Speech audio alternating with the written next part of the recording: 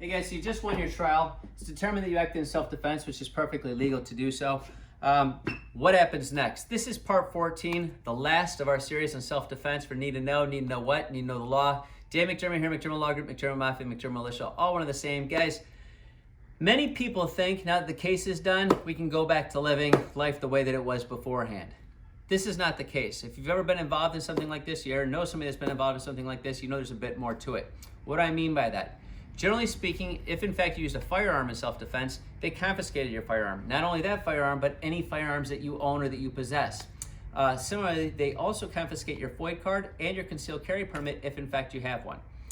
What's the significance of this? When your case is done, you don't just get your guns back.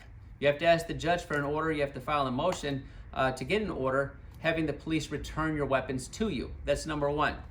With respect to a FOID card and concealed carry permit, well, that's having to deal with the ISP, Illinois State Police, because this series pertains to Illinois. You have to contact ISP, whatever state you're in, whatever jurisdiction, you're contacting those departments to have the FOID card and concealed carry permit more or less reactivated or brought to a current status.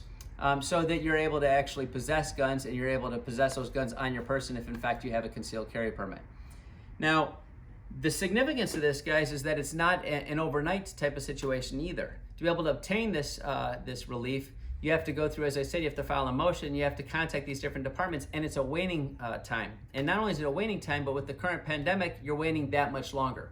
What else happens when you're done with your case?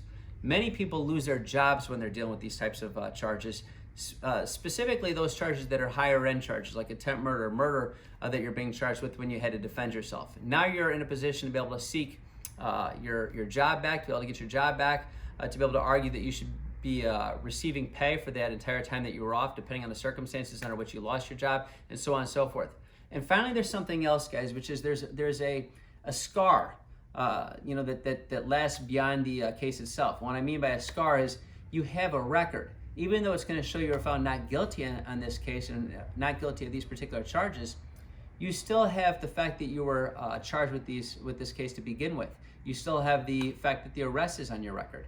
You have to move to expunge that, to have that removed from your record, so that police agencies and other individuals, potential employers, don't see this in your background. It's pretty significant. Many people overlook these different things. This, what I refer to as collateral damage as a result of the charges, as a result of the case.